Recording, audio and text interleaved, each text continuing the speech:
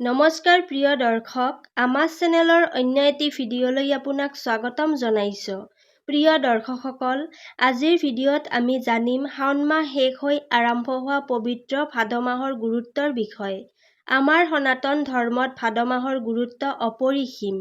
হিন্দু পঞ্জিকা অনুসৰি চাতুৰ্মাস্য ৪টা মাহৰ ভিতৰত ভাদ মাহ হৈছে দ্বিতীয় মাহ।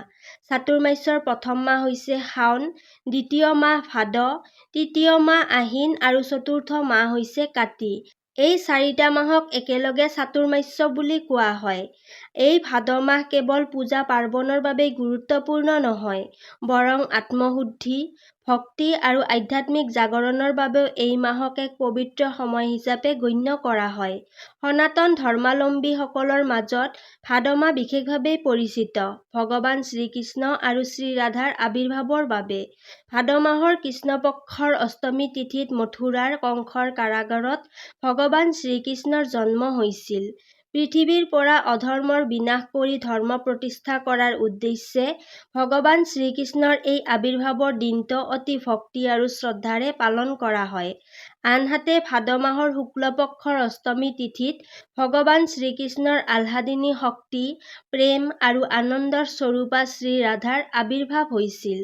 সেইবাবেই ৰাধা-কৃষ্ণৰ আৰাধনাৰ বাবে ভাদ মাহক বৈষ্ণৱসকলৰ বাবে অতি পবিত্ৰ আৰু শ্ৰেষ্ঠ মাহ হিচাপে গণ্য কৰা হয়। ইয়াৰ উপৰিও ভাদ মাহৰ শুক্লপক্ষৰ চতুৰ্থী তিথিৰ পৰাই মহাদেৱ আৰু মা পাৰ্বতীৰ পুত্ৰ ভগৱান শ্ৰী গণেশৰ পূজা আৰম্ভ হয়। সনাতন ধৰ্মৰ যিকোনো শুভ কাম আৰম্ভ কৰাৰ আগতে ভগৱান গণেশক স্মৰণ কৰা হয়। জীৱনৰ সকলো বাধা-বিঘিনি দূৰ কৰি জ্ঞান আৰু সমৃদ্ধি লাভৰ বাবে এই সময়ছোৱাক অতি শুভ বুলি গণ্য কৰা হয়। ভাদ মাহৰ শুক্লপক্ষৰ চতুৰ্দশী তিথিত ভগৱান বিষ্ণুৰ অনন্ত স্বৰূপৰ অৰ্থাৎ যাৰ কোনো অন্ত নাই সেই ৰূপৰ আৰাধনা কৰা হয়। এই দিনটোত ভক্তসকলে সোঁহাতত অনন্ত সূত্ৰ অৰ্থাৎ পবিত্ৰ সূতা ধাৰণ কৰে। এই সূতা ভগৱানৰ অসীম কৃপা আৰু সুৰক্ষাৰ প্ৰতীক হিচাপে গণ্য কৰা হয়। ভাদ মাহৰ শুক্লপক্ষৰ পঞ্চমী তিথিত সপ্তঋষি অৰ্থাৎ ৭গৰাকী মহান ঋষিৰ পূজা কৰা হয়। বিশ্বাস কৰা হয় যে এই দিনটোত ভক্তিভাৱে ব্ৰত পালন কৰিলে মানুহে জ্ঞাতে আৰু অজ্ঞাতে কৰা সকলো পাপৰ পৰা মুক্তি লাভ কৰে। কিন্তু এই শুভ দিনবোৰৰ মাজত বিশেষভাৱে এটা কথা মনত ৰাখিব, ভাদ মাহ চলি থকা সময়ত কিছুমান বিশেষ দিনত তুলসীৰ তলত পানী দিয়া উচিত নহয়। বিশেষকৈ মনত ৰাখিব, তুলসী ভগৱান বিষ্ণুৰ অতি প্ৰিয়। যি স্থানত তুলসী গছ থাকে সেই স্থানত ভগৱান বিষ্ণু আৰু দেৱী লক্ষ্মীৰ আশীৰ্বাদ থাকে। তুলসীৰ তলত নিয়মিতভাৱে পানী অৰ্পণ কৰিলে পুণ্য লাভ হয় আৰু মা লক্ষ্মীৰ কৃপাত সংসাৰত সুখ সমৃদ্ধি বৃদ্ধি পায়। প্ৰিয় দৰ্শকসকল, কিন্তু আপুনি জানেনে, এই পবিত্ৰ ভাদ মাহত এনে কিছুমান বিশেষ দিন আছে যিদিনা তুলসী গছত এটোপাল পানীও অৰ্পণ কৰিব নালাগে। অন্যথা পুণ্য লাভৰ আশাত কৰা সৰু ভুলৰ ফলত সংসাৰত অমংগল নামি আহিব পাৰে। হয়, আপুনি ঠিকেই শুনিছে। কোন সেই বিশেষ দিন যিদিনা তুলসী গছত পানী অৰ্পণ কৰিব নালাগে সেই বিষয়ে আমি এই ভিডিঅ'টোত বিতংভাৱে জানিম। কিন্তু তাৰ আগতে ভাদ মাহ চলি থকা সময়ত আমি কেইবাটাও বিশেষ নিয়ম মানি চলাটো অতি প্ৰয়োজনীয়। সেয়েহে আপোনালোকে ভিডিঅ'টো আৰম্ভণিৰ পৰা শেষলৈকে ভক্তি আৰু মনোযোগেৰে নিশ্চয় শুনিব। ভাদ মাহত কোন দিনত তুলসী গছত পানী অৰ্পণ কৰিব নালাগে এই বিষয়টো প্ৰতিগৰাকী ভক্তৰ বাবে জনাটো অতি গুৰুত্বপূৰ্ণ। সেইবাবেই আজিৰ ভিডিঅ'টো আপোনালোকৰ বাবে অত্যন্ত গুৰুত্বপূৰ্ণ হ'বলৈ গৈ আছে। গতিকে ভিডিঅ'টো আৰম্ভণিৰ পৰা শেষলৈকে ভক্তিভাৱে নিশ্চয় শুনিব। আৰু যদি আমাৰ চেনেলটোত আপুনি প্ৰথমবাৰৰ বাবে আহিছে তেন্তে অনুগ্ৰহ কৰি চেনেলটো ছাবস্ক্ৰাইব কৰিবলৈ নাপাহৰিব। লগতে ভিডিঅ'টিত এটা লাইক কৰিব আৰু আপোনাৰ ভক্তি, মৰম আৰু শ্ৰদ্ধাৰে কমেণ্ট বক্সত জয় শ্ৰী কৃষ্ণ বুলি লিখিবলৈ নাপাহৰিব। ভিডিঅ'টো আৰম্ভণিৰ পৰা শেষলৈকে ভক্তিভাৱে শুনি থাকিব।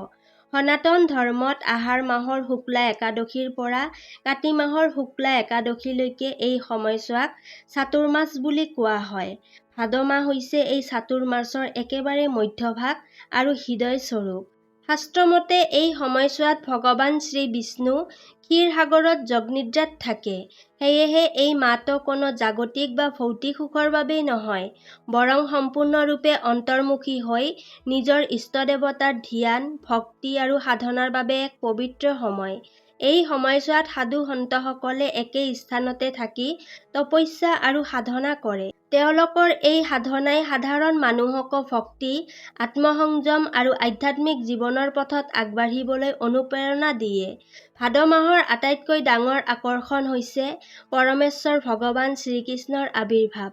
ভাদৰ মাহৰ কৃষ্ণপক্ষৰ অষ্টমী তিথিত প্ৰবল ধুমুহা বৰষুণৰ মাজত যেতিয়া পৃথিৱী পাপৰ ভাৰে ভাৰাক্ৰান্ত হৈ পৰিছিল, তেতিয়া মথুৰাৰ কংসৰ কাৰাগাৰত ভগৱান শ্ৰীকৃষ্ণৰ জন্ম হৈছিল।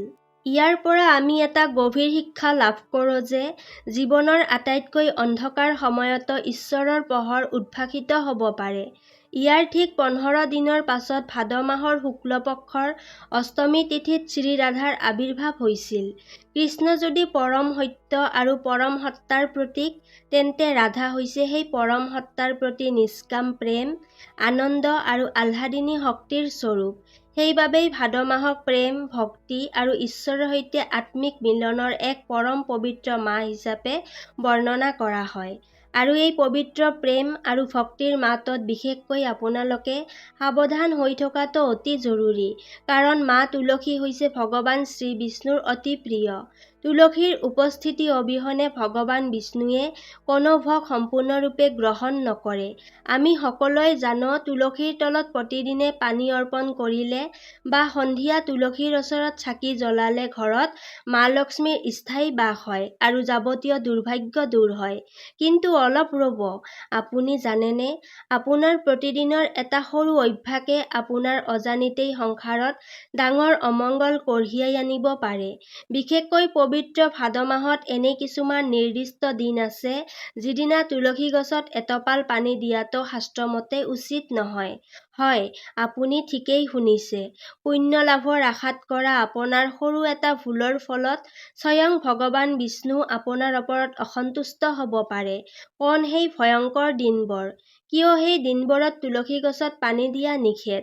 আজি আমি ব্ৰহ্মবৈৱৰ্ত পুৰাণত উল্লেখ থকা এনে কিছুমান গভীৰ ধৰ্মীয় বিষয়ৰ বিষয়ে জানিম, যিবোৰ হয়তো আপুনি আগতে কেতিয়াও শুনা নাই। সেয়েহে নিজৰ আৰু পৰিয়ালৰ মংগলৰ বাবে ভিডিঅ'টো মাজতে স্কিপ নকৰি শেষলৈকে মনোযোগেৰে নিশ্চয় শুনিব।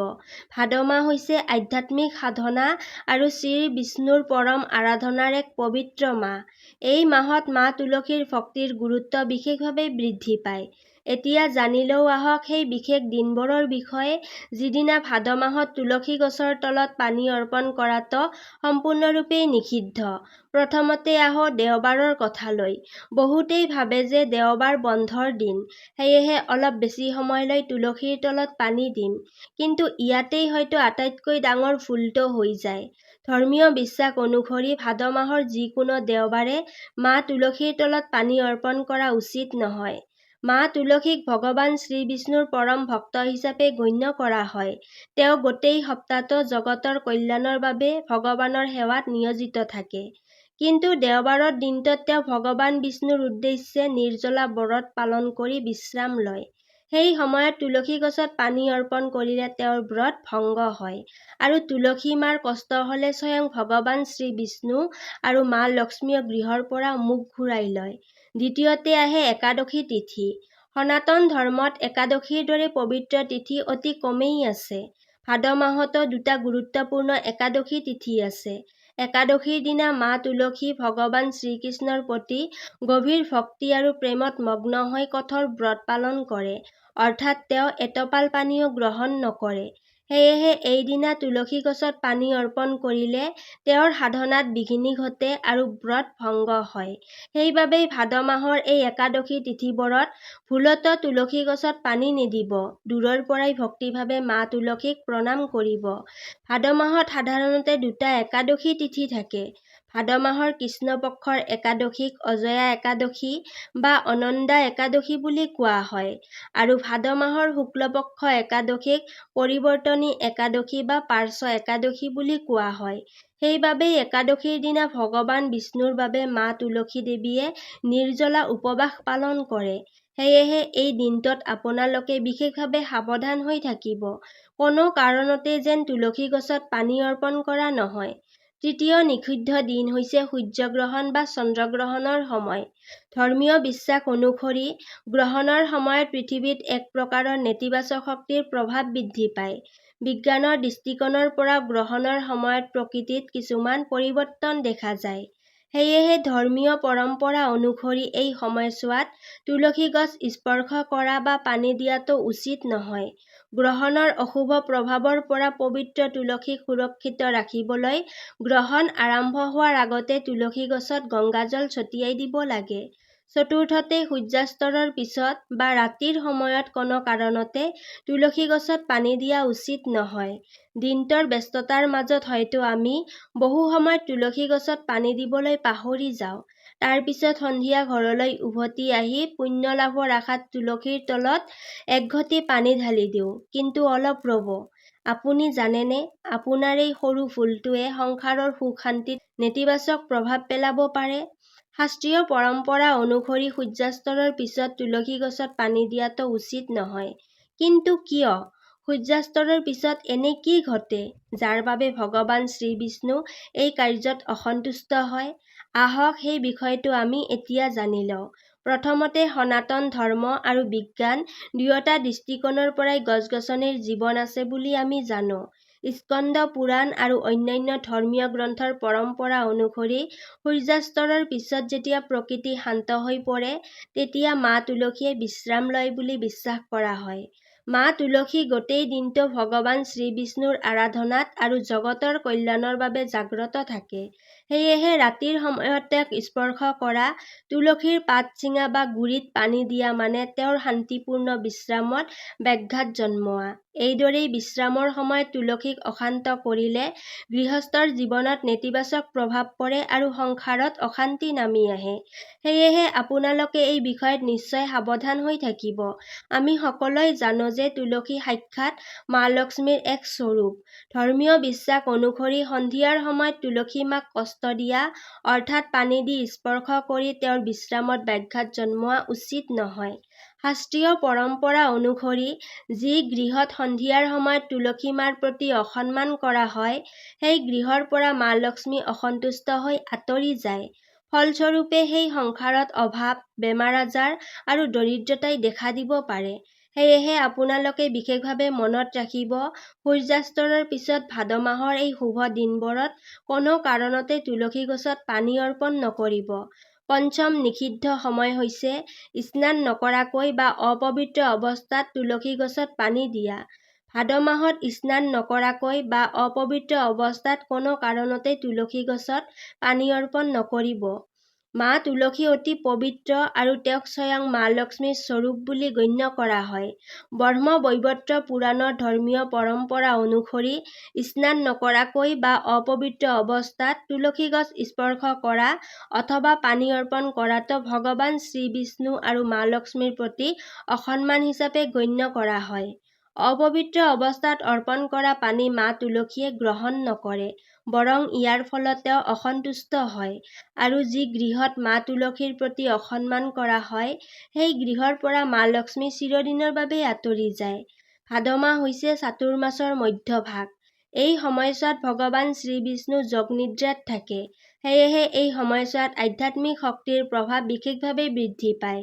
এই পবিত্ৰ মাহত অপবিত্ৰ অৱস্থাত তুলসীৰ তলত পানী অৰ্পণ কৰিলে বাস্তুত ভয়ংকৰ নেতিবাচক শক্তি বা নিগেটিভ এনাৰ্জিৰ সৃষ্টি হয়। ইয়াৰ ফলত পৰিয়ালত হঠাতে আৰ্থিক সংকট, ৰোগ ব্যাধি আৰু পৰিয়ালৰ সদস্যসকলৰ মাজত অকাৰণতে কাজিয়া-কন্দল আৰু অশান্তি দেখা দিব পাৰে। সেয়েহে আপোনালোকে এই শুভ দিনবোৰত তুলসীৰ তলত পানী অৰ্পণ কৰাৰ ক্ষেত্ৰত নিশ্চয় সাৱধান হৈ থাকিব।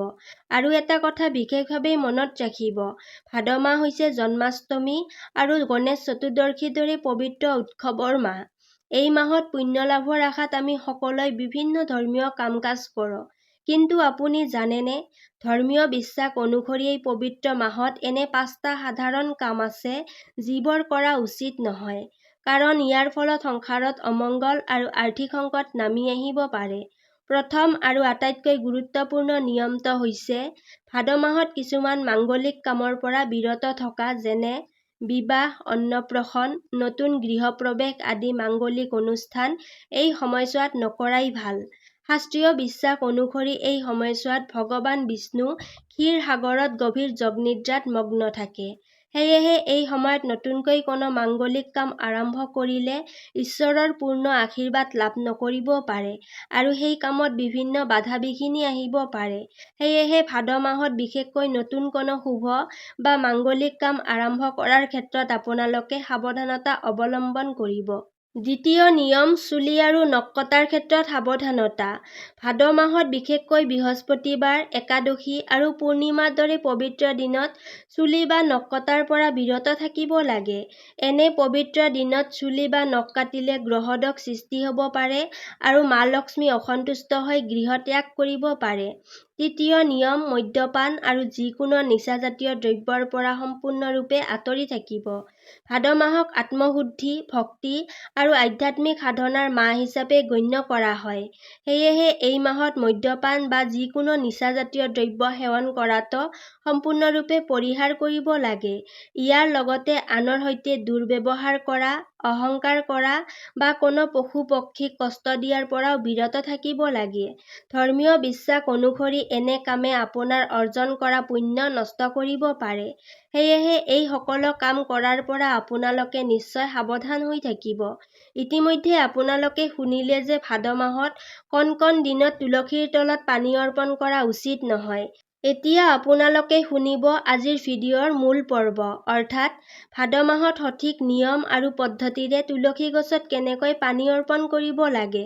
তুলসীৰ তলত পানী দিয়াৰ উপযুক্ত সময় হৈছে সূৰ্যাস্তৰ সময় বা ব্ৰহ্ম মুহূৰ্ত। পুৱা টোপনিৰ পৰা উঠি প্ৰথমে স্নান কৰি পৰিষ্কাৰ আৰু শুদ্ধ বস্ত্ৰ পৰিধান কৰিব। মনত ৰাখিব, বাহী মুখে বা অপবিত্ৰ শৰীৰে মা তুলসীক স্পৰ্শ কৰাটো উচিত নহয়। মহিলাসকলৰ ক্ষেত্ৰত চুলি মেলি লৈ তুলসী গছত পানী দিয়াটো ধৰ্মীয় পৰম্পৰা অনুসৰি অনুচিত। সেয়েহে চুলি ভালদৰে বান্ধি আৰু মূৰ ঢাকি তুলসীৰ তলত পানী অৰ্পণ কৰাটো শুভ। তামৰ ঘটিত লৈ তুলসী গছত পানী অৰ্পণ কৰিব। কোনো কাৰণতে প্লাষ্টিকৰ বটলৰে পানী লৈ অৰ্পণ নকৰিব। এই কথাটো বিশেষভাৱে মনত ৰাখিব। আন এটা গুৰুত্বপূৰ্ণ বিষয় হৈছে সঠিক দিশ। এই ক্ষেত্ৰত বহুতেই ভুল কৰে। তুলসী গছত পানী দিয়াৰ সময়ত আপোনাৰ মুখ সদায় উত্তৰ বা পূব দিশলৈ থাকিব লাগে। দক্ষিণ দিশলৈ মুখ কৰি কেতিয়াও তুলসী গছত পানী অৰ্পণ নকৰিব। তুলসীৰ গুৰিত একেবাৰে লাহে লাহে সৰু ধাৰাৰে পানী অৰ্পণ কৰিব। পানী ঢালোতে ভক্তিভাৱে এই মন্ত্ৰ জপ কৰিব পাৰে। ওম নমঃ ভগৱতে বাসুদেৱায় নমঃ। ভক্তিভাৱে এই মন্ত্ৰ জপ কৰি তুলসী মাক পানী অৰ্পণ কৰিলে মন শান্ত হয়। প্ৰিয় দৰ্শকসকল, ভক্তি যদি সঁচা হয় আৰু নিয়ম যদি সঠিক হয়, তেন্তে ঈশ্বৰৰ কৃপাৰ পৰা আপোনাক কোনেও বঞ্চিত কৰিব নোৱাৰে। সেয়েহে ভাদ মাহৰ এই পবিত্ৰ দিনবোৰত সঠিক নিয়মেৰে মা তুলসীৰ সেৱা আৰু আৰাধনা কৰক। ধৰ্মীয় বিশ্বাস অনুসৰি তেনে কৰিলে সংসাৰৰ অভাৱ অনাটন আৰু অশান্তি দূৰ হৈ সুখ শান্তি বৃদ্ধি পায়।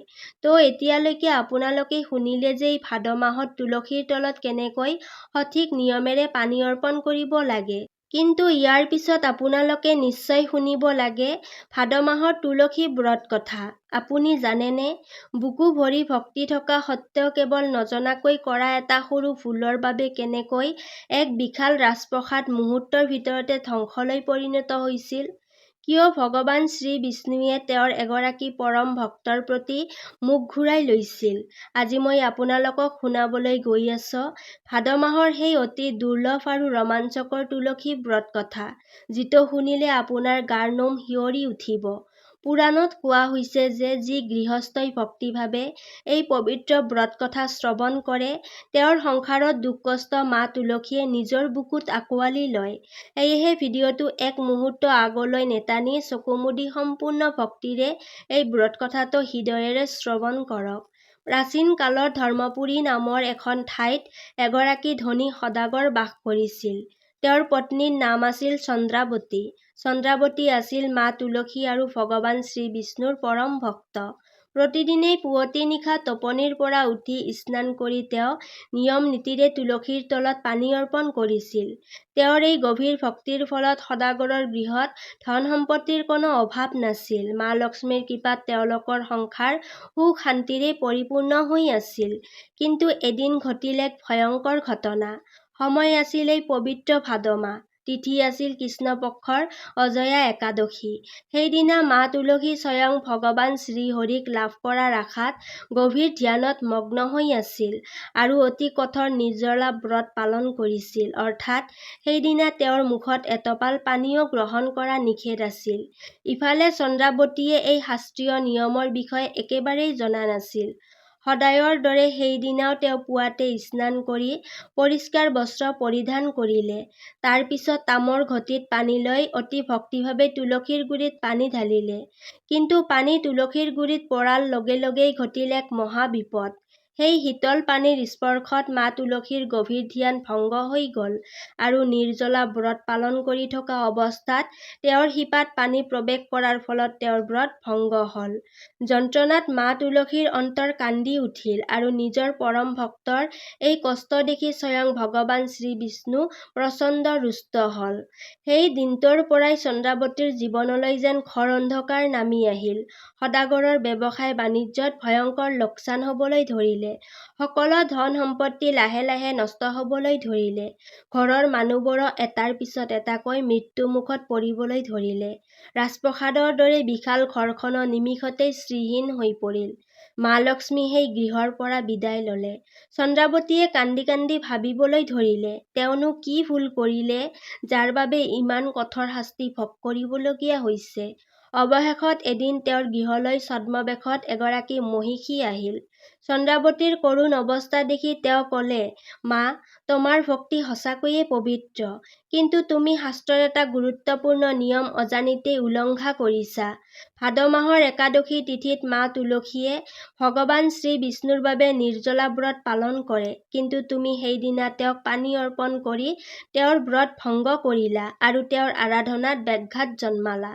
সেইবাবে শ্ৰীহৰি তোমাৰ ওপৰত অসন্তুষ্ট হৈছে। এই কথা শুনি চন্দ্ৰাৱতীয়ে হিয়া উজাৰি কান্দিবলৈ ধৰিলে আৰু মহিষীৰ ভৰিত পৰি কলে, মা, মই অজানিতে এই মহাপাপ কৰিছো, মোক উদ্ধাৰৰ পথ দেখুৱাই দিয়ক। মই কেনেকৈ মোৰ ভুলৰ প্ৰায়শ্চিত্ত কৰিব পাৰিম? তেতিয়া মহিষীগৰাকীয়ে শান্তভাৱে কলে, মা, আগলৈ ভাদ মাহৰ শুক্লপক্ষৰ পৰিৱৰ্তনী একাদশী আহি আছে। সেইদিনা তুমি নিজেই ভক্তিভাৱে নিৰ্জলা উপবাস পালন কৰিবা। তুলসীৰ তলত এটোপালো পানী অৰ্পণ নকৰিব, বৰং সূৰ্যাস্তৰ পিছত শুদ্ধ বস্ত্ৰ পৰিধান কৰি মা তুলসীৰ সন্মুখত ঘিউৰ চাকি জ্বলাই দুয়োখন হাতজোৰ কৰি আন্তৰিকভাৱে ক্ষমা বিচাৰিব। চন্দ্ৰাৱতীয়ে মহিষীগৰাকীয়ে কোৱা কথাবোৰ আখৰে আখৰে পালন কৰিলে। একাদশীৰ দিনা তুলসীৰ তলত পানী নিদি সন্ধিয়া ঘিউৰ চাকি জ্বলাই অশ্ৰুসিক্ত নয়নেৰে মা তুলসীৰ ওচৰত নিজৰ ভুলৰ বাবে ক্ষমা বিচাৰিলে। ভক্তৰ চকুপানী দেখি মা তুলসীৰ হৃদয় গলি গল। তেওঁ ভগৱান বিষ্ণুৰ ওচৰত চন্দ্ৰাৱতীৰ বাবে ক্ষমা প্ৰাৰ্থনা কৰিলে। পিছদিনা পুৱাই ঘটিল এক অলৌকিক ঘটনা। সদাগৰৰ হেৰাই যোৱা ব্যৱসায় বাণিজ্য পুনৰ লাভ কৰিবলৈ ধৰিলে আৰু বিপুল ধন সম্পত্তি আৰু ৰত্ন লৈ তেওঁৰ জাহাজ ঘাটলৈ উভতি আহিল। চন্দ্ৰাৱতীৰ গৃহলৈ পুনৰ মা লক্ষ্মীৰ আগমন ঘটিল। সেইদিনাৰ পৰাই মৰ্ত্যলোকত এই নিয়ম প্ৰচলিত হল বুলি কোৱা হয় যে দেওবাৰ আৰু একাদশী তিথিত কোনো কাৰণতে তুলসীৰ তলত পানী অৰ্পণ কৰিব নালাগে। পুৰাণত কোৱা হৈছে যে যি ভক্তই ভাদ মাহৰ এই ব্ৰত কথা মনোযোগেৰে শ্ৰৱণ কৰে আৰু আনকো শুনায়, তেওঁৰ সংসাৰত কেতিয়াও ধন সম্পত্তিৰ অভাৱ নহয় আৰু মা লক্ষ্মী চিৰদিন সেই গৃহত অধিষ্ঠান কৰে। প্ৰিয় দৰ্শকসকল, আজিৰ ভিডিঅ'টো ইমানেই আছিল।